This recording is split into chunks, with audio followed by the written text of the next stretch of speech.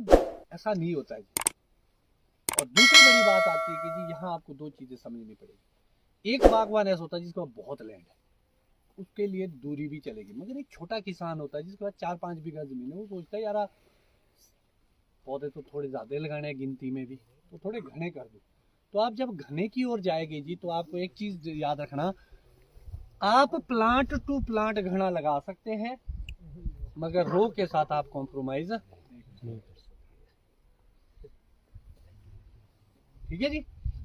अब दूसरी बड़ी बात आती है कि जी एक इसी में मैं कवर करूंगा ट्रेनिंग सिस्टम। जब आप खासतौर पर ये सिंगल लीडर, ये आपने टॉल स्पिंडल सुना होगा, आपने वर्टिकल एक्सेस सुना होगा। तो टॉल स्पिंडल का बड़ा सिंपल सा फंडा है कि जी जो ये मेन लीडर है ना आपका, उससे निकलती जो शाखा है ना, जहां से वो शाखा निकलती है ना, जब आप इसको पैरेलल करते हैं हॉरिजॉन्टल, तो जब आप इसको थोड़ा सा नीचे करेंगे तो बिलो हॉरिजॉन्टल।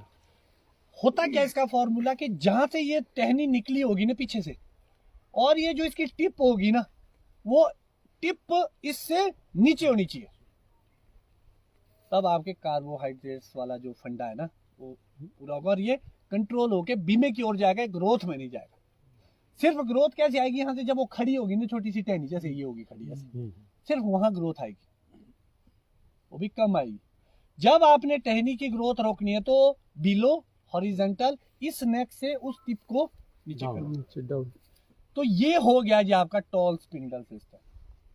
सारी शाखा जब नीचे जाएगी, और जितना घना ये बगीचा लगा उस हिसाब से इसमें टॉल स्पिंडल का सिस्टम आना चाहिए था। इसमें क्या काम हो रहा है, वर्टिकल। और M9 में जब आप एक डंडा पैदा करते हैं, उसके अंदर जो ये शाखाएं होती है, आपको 22 से 23 शाखा ऐसी रखनी है एट ए टाइम, जिसमें आप फ्रूटिंग लेते रहे। टोटल जो फेदर आप उसमें पैदा करेंगे या रखेंगे या निकालेंगे, पहले निकाले जाएंगे फिर रखे जाएंगे, वो लगभग आप 30 के आसपास रखें, एक्स्ट्रा बर्डन ना डाले। कई लोग होते हैं ना कि जी नीचे से ऊपर सारी आंखें फाड़ दी, जब आपको जरूरत ही नहीं है, पहले नॉचिंग करो, फिर टूथपिक करो, फिर ये धागे का खर्चा करो, फिर अपनी लेबर कॉस्ट, काय को खर्च में इतना। आपका सिंपल सा फॉर्मूला कि 22-23 पे फ्रूट लेने, और हर साल आपको क्या करना है, जो 2-2 टहने इस टहने के 50% से जो ऊपर मोटाई में चले जाएंगे ना, कितने 50%, उसको आप यहां से स्टॉप करके साल में काटने कितने, सिर्फ 2 इस साल काटे, 2 उसके अगली साल, सिस्टम तरीके से। उससे क्या आ जाएगा, एक बैलेंस आ जाएगा आपके पौधे में। सिर्फ 2-2, जरूरी नहीं कि अगर आया ही नहीं है काटने को तो क्यों काटने, मगर जब आ जाए तब आप उसको काट, सिर्फ 2-2 टहने करके। होता क्या जी, आपकी तो यहाँ सॉइल में पुश है, शायद आप 3-4 भी काट लेंगे तो स्ट्रेस में, एक्चुअली में ये पौधा बड़ा सेंसिटिव होता है, स्ट्रेस में चला जाता है। तो इसीलिए आपको ध्यान रखना कि आपको 5-7 एक्स्ट्रा ब्रांचेस लेके वो बस वो सिस्टम बनाने के लिए, तब आप 18, 20, 22, 24 किलो तक सेब का, ये है वर्टिकल एक्सेस। अब वर्टिकल एक्सेस में जब आप बहुत सारे टहने लेंगे, फिर से वही काम हो जाएगा, हो रहा ना जी शेड। अब देखो जी, जो मैंने अपनी प्रैक्टिस से सीखा, जो ये 111 टाइप में, 111 पे मेरे पास भी है प्लांट, सीडलिंग पे है, बड़े वाले में मैं छोटे पे नहीं कर रहा अभी काम। तो मैंने क्या देखा कि जो ये टायर सिस्टम और वर्टिकल एक्सेस है, ये ज़्यादा कामयाब है हमारे लिए। उस टायर सिस्टम में और उसमें क्या करेंगे आप, जो आपका फर्स्ट स्कैफोल्ड है ना, जो पहला स्टेप है नीचे, मान लो वहाँ आप 4 टहनियाँ लेते हैं। वैसे ये देखो, ये वाला भाग थोड़ा खाली है इसका ना, ये ध्यान रखना पड़ता है उस टाइम के। कोशिश हम ये करें कि 4 अलग अलग दिशा में 4 टहनियाँ ले लें। उसके बाद का जो यहाँ से ऊपर का स्पेस है, 1 फुट, 1.5 फुट, 2 फुट तक, वो आप पर है कि आप कितने में सेटिस्फाइड हो रहे। आप इसको ब्लैंक कर देंगे खाली पूरा, फिर उसके ऊपर और लेंगे आप 4 टहनियाँ, फिर और एक स्टेप छोड़ेंगे, इस तरीके से आप लगभग 4-5 फ्लोरिंग करेंगे उसमें। उसमें क्या होगा, air flow, light flow proper होगा, वो टहनियाँ बाहर को आएगी नीचे। तो और एक चीज, M9 के अंदर जो ये ब्रांचें है ना, कोई भी जितने भी फेदर आप ले लिए वो कोई भी परमानेंट ब्रांचेस नहीं है, मगर जो आपके वर्टिकल एक्सेस है उसमें जो ब्रांच बन गई वो परमानेंट ब्रांच। M9 में ऐसा नहीं कि जो टहनी पे अगर आप जिंदगी भर उसी में सेव लेते रहे, उसमें भी क्वालिटी डिप करेगी। वो तब क्वालिटी पे जाएगा जब आप उसको कट करके यहाँ से नई टहनी लेगी, इतने दूर से काटेंगे स्टब यहाँ से। तो आपको इन चीज का ध्यान रखना है। और मुझे क्या लगा कि जी जो आपके टायर सिस्टम है वो वाला, उसमें ज़्यादा अच्छा क्वालिटी भी आ रही है और प्रोडक्शन भी। और ये टायर सिस्टम में लगभग 50 to 60% क्रॉप ना आप निचले उसमें ही ले लें। कौन से पौधे में उम्र 3-4 साल का है, हाइट अचीव्ड है। तो वीक कहाँ से आया इसमें? इसमें तो अब सिंगल लीटर पे कर। टॉप कैसे रोकेंगे ऊपर? तो अच्छा टॉप रुक गया, 18 फुट ठीक है जी, पहुंच गया 18 फुट। ये हमारे पास सीधा यहाँ से इसको साइड चॉप कर दो सीधे। काट है ना, देखो जी यहाँ 3-4 होगी ना इस टाइम। ठीक है जी।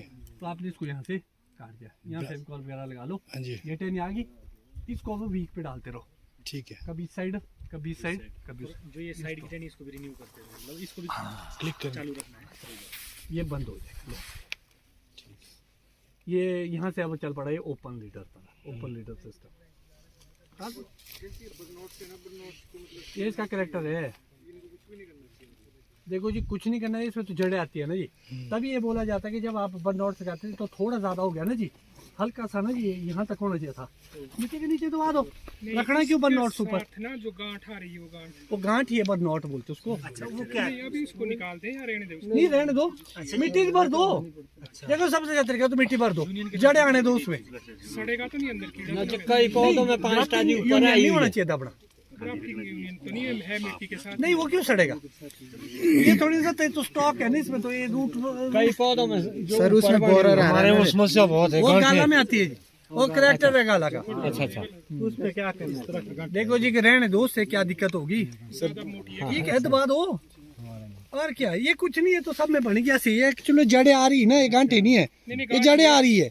ये जो ये है ना ये वाले पोर्शन गांठ के साथ जड़े तो एक्चुअल इसमें बोरर लग रहा है ना, कैरेक्टर है उसकी वैरायटी। सुनो जी, उसमें आ रहा है dog head borer, stem borer भी बोलते हैं उसको, अलग अलग।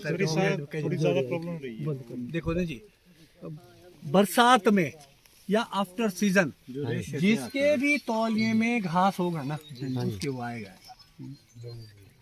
या तो आपको वहाँ कुछ ऐसा नीम ऑयल या इंसेक्टिसाइड डालना पड़ेगा सीजन के बाद, या उसको क्लीन कर दो। अभी क्या करें सर आजकल? जैसे आजकल उसको चाकू लो, उसको ढूंढो उसकी टनल को, उसको मारो, और ये जो सुरक्षा वाइट आता ना घर का पेंट, उसको लो, उसमें फेविकॉल मिक्स कर दो और उसमें इंसेक्टिसाइड डाल दो डरमेट टाइप, उसकी एक घोल बनाओ और वहां पर पेस्ट कर दो। अगर उस बर्नआउट को मान लो छीन लिया और पेस्ट कर दिया तो नहीं चलेगा वो भी। एक्चुअली मैंने देखो ना गाला में तो यहाँ ऊपर भी आता है, हाँ, उसका ऊपर। करेक्टर है। अच्छा, गाला में आता ही है वो यहाँ नहीं, वो बोलो फॉरन में भी ऐसा, मैं तो कभी नहीं गया। सीडलिंग पे भी आएगा गाला में। हाँ सब में आएगा। हाँ, 2-3 साल दबाने के बाद ना वो बुरादा बन गया उसको, उसमें कीड़े। नहीं बुरा तो कीड़ा जा रहा है ना, आप समझो सबसे बड़ी प्रॉब्लम इसमें वही तो आ रही है। आपको क्लीन करना है ये बरसात में, यहाँ पर नजदीक में ना कोई घास रुकना चाहिए, या फिर आपको वहाँ पर नीम की खड़ मिलती है यार, खाद जैसी ना, बस थोड़ा सा ऐसी मुट्ठी वहाँ डाल दो, या नीम ऑयल ले लो लिक्विड करके यहाँ डाल दो, या डरमेट टाइप की 15-20 दिन में यहाँ स्प्रे मार दो ऐसे करके थोड़ी जैसी पिट्ठू से ना, बस हो जाएगा। देखो जी वो सुरक्षा वाइट भी चल पड़ेगा, वही चपाटिया भी आता ही है, मगर वो चपाटिया नहीं है हमारे यहाँ। तो जी रोडू में कुछ दुकानदार ऐसे है जो आपके मुंह के सामने सिंदूर, रेड ऑक्साइड वगैरह वो करके ना जी वहीं पर बढ़ा के दे देते हैं, आपको मशीन में डालते हैं और रेडीमेड बना के दे देते हैं। तो सुरक्षा वाइट भी ठीक है, और कुछ भी नहीं कर सकते तो फेविकॉल ही लगा लो। हम तो फेविकॉल और उसमें वो डायथेन वगैरह मिक्स डाल के ना मिक्स बहुत करके बढ़िया। उसका पेस्ट लगा रहे हैं। सबसे बढ़िया वो भी लगा लो, वो भी बढ़िया। नहीं जो अलसी और कॉपर रेड ऑक्स पता क्या जी, जो हम बना रहे हैं ना अलसी, वो नहीं बन पा रहा। उससे क्या होता है, आपने देखोगे जब अलसी का तेल गिरता है ना, हाँ जी, हाँ जी, सारा खराब हो जाता है। हाँ जल जाता है, चमड़ी फाड़ देता है। या तो मशीन वाला हो, जो मशीन में बन रहा है ना प्रॉपर मिक्सिंग करके, वो शानदार है फिर। मगर यहाँ है ना, नहीं तो क्यों फंसना उसमें। जब दूसरी फैसिलिटी है तो वो करो। नहीं जो आजकल आ रहा है पाचा जी